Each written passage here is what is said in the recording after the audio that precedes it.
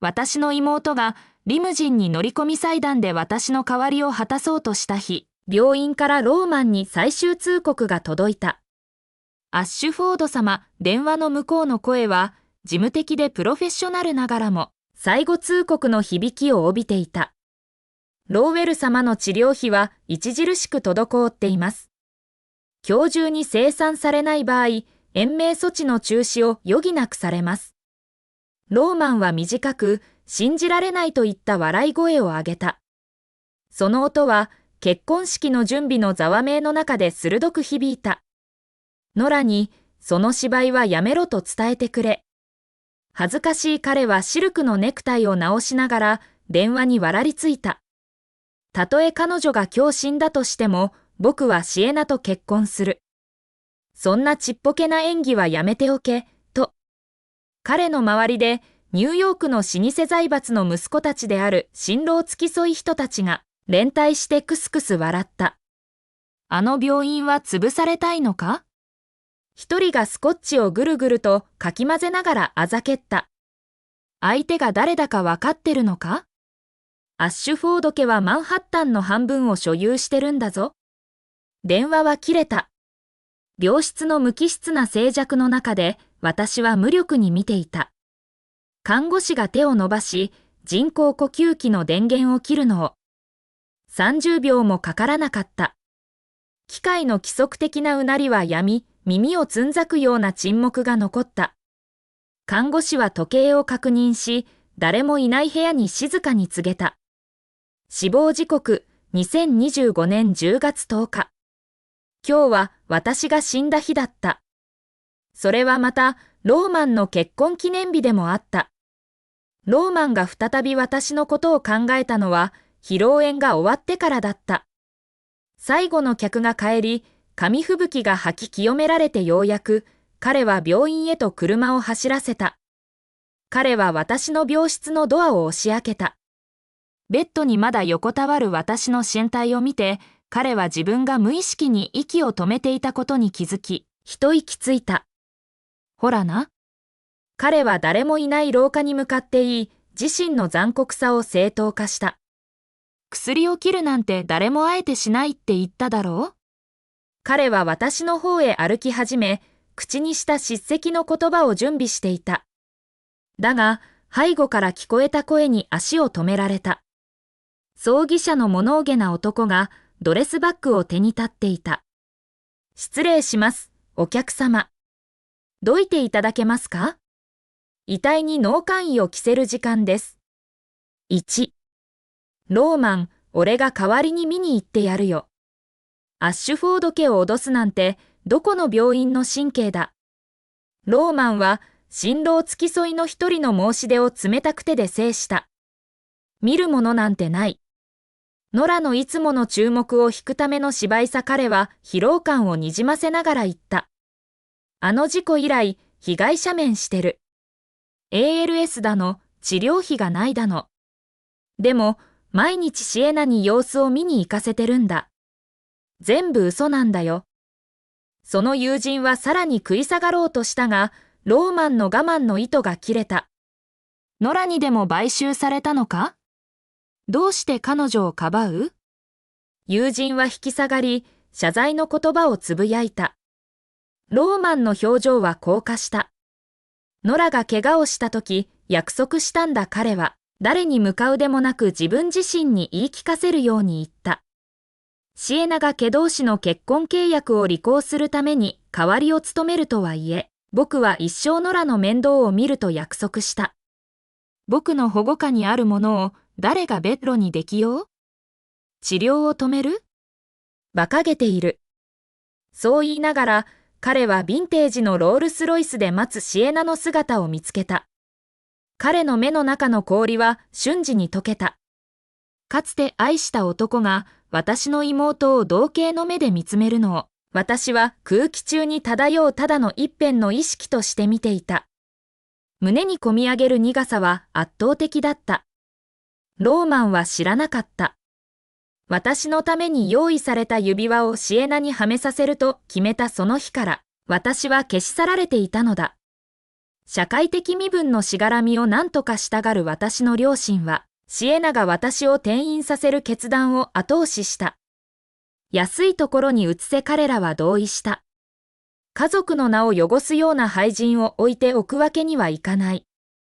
こうしてシエナは私を転院させた。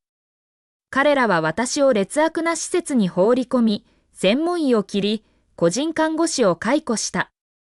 私の脳損傷が ALS の激しい進行へと暴走するに任せた。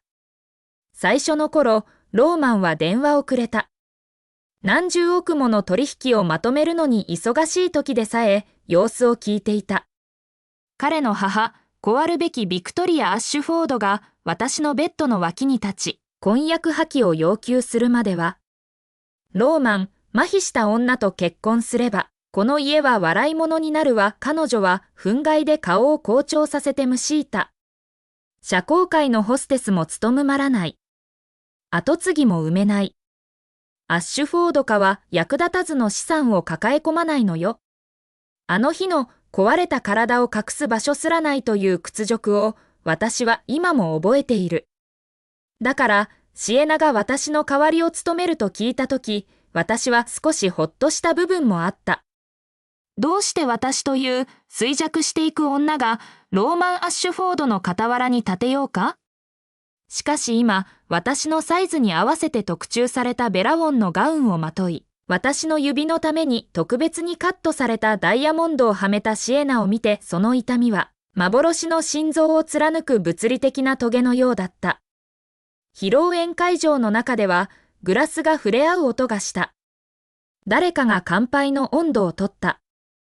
おめでとう、ローマン。君のガールとの一生に乾杯だ。1年以内に息子が生まれますように。一瞬、場が静まった。そのガールは、かつては私のことだったはずだ。ローマンはアシスタントに身を寄せ、何か低い声で囁いた。ノラの病院の状況を確認しろ。シエナは彼の気分の変化に気づいた。ローマン？何か問題でも？彼は無理に笑顔を作り、彼女の手を握った。何も問題はない。誰かが赤ん坊の話をしただけだ。契約の一部を忘れるなよ。シエナは頬を染め、その光景は私の目を焼いた。幽霊になっても、彼女に対するローマンの優しさは窒息するような感覚だった。私は逃げ出したかった。エーテルの中に溶けていきたかった。しかしその時、アシスタントが慌てた様子で戻ってきた。ローマン、病院によるとノラさんはいないそうです。何ヶ月も前に転院させられた。行方不明です。なんだと？ローマンは席から飛び起き、椅子が床をきしませた。彼は立ち去ろうとしたが、シエナが彼の腕を掴んだ。ローマン、どこへ行くの？お前は毎日ノラを見舞っているだろう。彼は声を荒げた。彼女が転院したのを知っていたのか。シエナは凍りついた。一瞬、強行が彼女の目をよぎったが、それは即座に鍛え上げられた冷静さで覆い隠された。ええ、私が映したの。でも、彼女のためを思ってよ、ローマン。彼女の状態に特化した場所を見つけたんだから。彼女は声を柔らかくし、訴えかけるように言った。私を信じなくても、アッシュフォード家とつながりのあるローウェル家のものを、ニューヨークのどこの病院もないがしろにはできないってあなたは知ってるでしょ。彼女は大丈夫よ。ローマンの顎の緊張はわずかに緩んだが、眉間にちらつく不安の影は消えなかった。シエナはその瞬間を逃さず、彼の腕を絡め、祝宴の方へ引き戻した。私は彼が再び腰を下ろすのを見て、感じたかすかな希望が消えていくのを感じた。ローマン、彼女は嘘をついている。ただ病院へ行け。行けばわかる。私は彼に向かって叫んだ。彼の耳元に漂いながら。魂が痛むほどに叫んだ。だが、彼には聞こえない。彼らが指輪を交換するのを見つめていた。私の視界がぼやけた。披露宴は何時間もだらだらと続いた。ようやく終わると、私はローマンについて行った。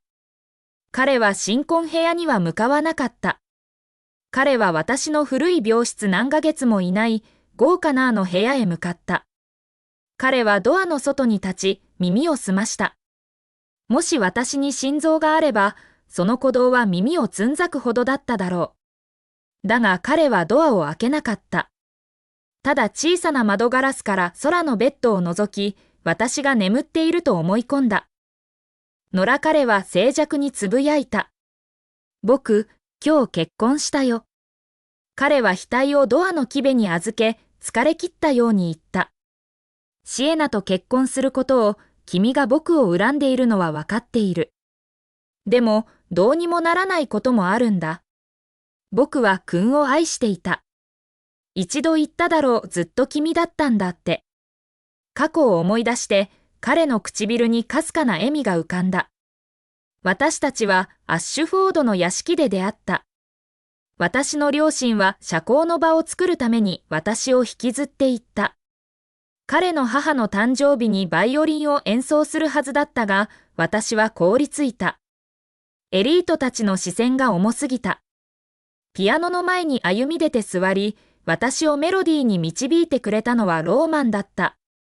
彼は後でただパーティーが台無しになるのを防ぎたかっただけだと言ったが、あの夜、私たちの運命は結びついた。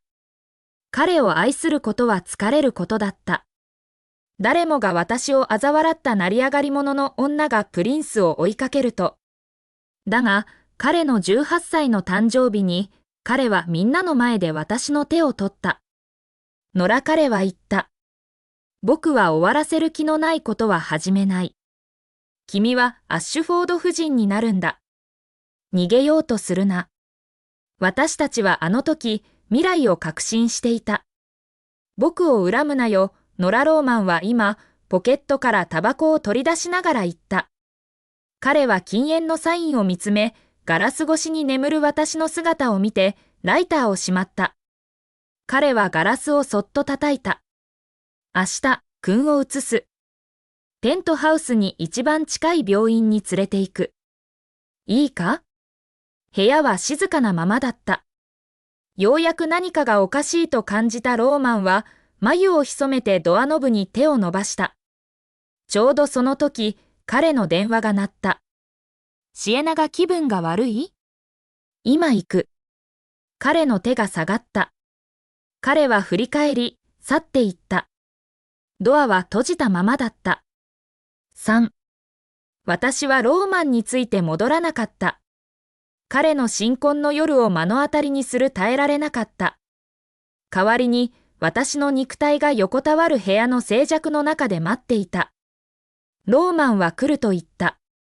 彼はいつも結局は約束を守る男だった。しかし翌朝、私は廊下での叫び声で目を覚ました。外に漂い出ると、ナナローズ私を本当に愛してくれた唯一の人、祖母がシエナと口論しているのが見えた。ナナ。私は叫び、彼女に手を伸ばした。だがナナはシエナに集中しており、目は怒りに燃えていた。ノラは死んだんだ。誰も彼女を助けに来ず、誰も彼女の手を握りに行かず、今さら遺体を盗もうというのか？シエナはひるまなかった。腕を組み、冷たく尊大に構えた。これは全部ノラのせいよ。私の新婚の夜に、ローマンが私を置いて彼女を見に行ったんだ。彼女は呪いだ。死んでもなお、私たちをたたっている。私は彼女の遺体を移すわ、シエナは吐き捨てるように言った。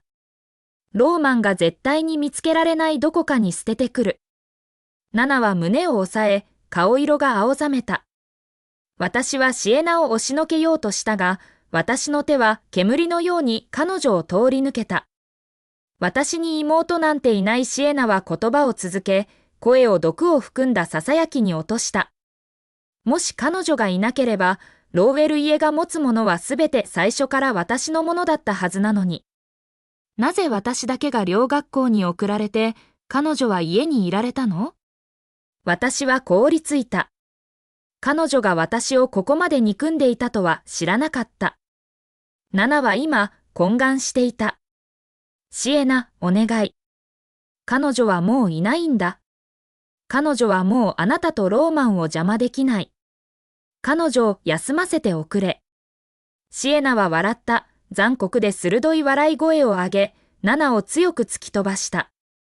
老いぼれ。私はあなたみたいに甘くない。道徳なんてどうでもいい。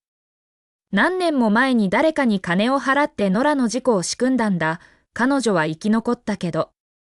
今さらローマンが彼女を近くに移したい？嫌よ。彼女は消え去らなきゃ。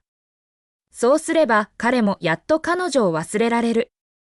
その暴露は物理的な打撃のように私を襲った。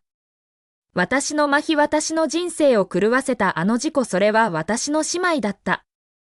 ナナは絶叫した。私のノラが、かわいそうな私のノラ。シエナは苛立ってナナを掴んで投げ飛ばした。ナナは床に強く叩きつけられ、頭がリノリウムにぶつかった。血がたまり始めた。何をするの？私は泣き叫び、無駄にも拳をシエナの背中に打ちつけた。彼女はあなたのおばあちゃんでしょう。シエナは私の病室のドアを開けるため、ナナをまたいだ。ナナは出血しながらも必死に前のめりになり、シエナの足首を掴んだ。二度と彼女を傷つけさせない。シエナはよろめいた。彼女は床に激しく倒れ、腹部を打った。彼女は息をのみ、体を丸めて腹部を押さえた。そして、鮮やかな赤い血が彼女の白いドレスに染み始めた。シエナに何をした？男性の怒号がエレベーターのあたりから響いた。ローマンだった。4. ローマン。私は叫び、ナナを指さした。シエナがナナを傷つけた。彼女の頭の血を見て。だがローマンには私の声は聞こえない。彼の目はシエナの白いスカートに広がるシンクのシミだけに釘付けだった。シエナは目を充血させ狂ったようにローマンの袖を掴んだ。ローマンただ妹に会いたくてでもナナが出て行けっていうの。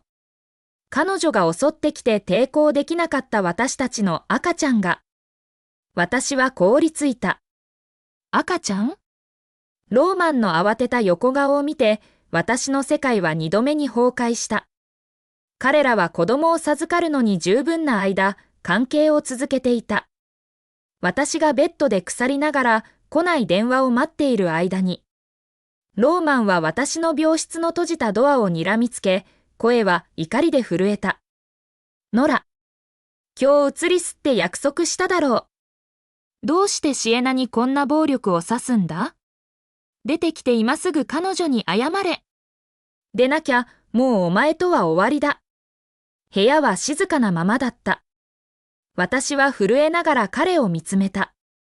胸を押さえるナナが息を切らしながら言った。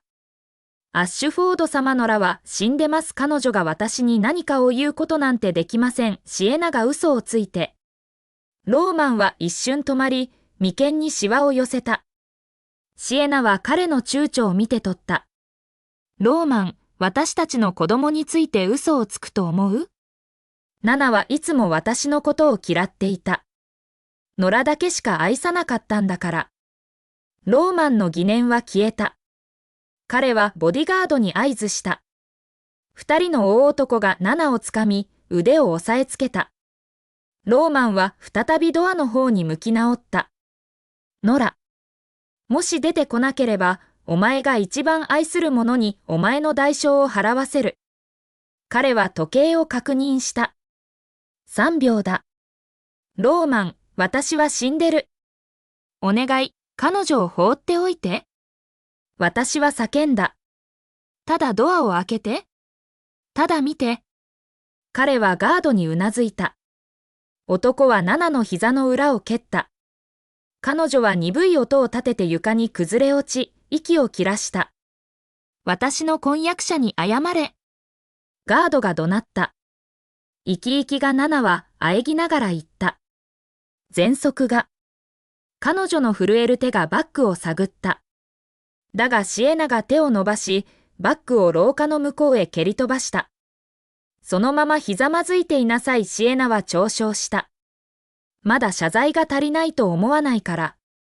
ローマンはシエナの残酷さを見つめた。彼は口を開けて反論しようとしたが、彼女のドレスの血をもう一度見ると黙っていた。私はナナを抱きしめようとし、涙が彼女の顔の血と混じった。ローマン、お願い。彼女を助けて。ナナの顔が紫色に変わり始めたちょうどその時、エレベーターがチャイムを鳴らした。葬儀社の職員がドレスバッグを手にして出てきた。彼は混乱した廊下を見回した。ノラ・ローウェル様のご家族はどちらでしょうか？納棺医をお持ちしました。どなたがお着せになりますか？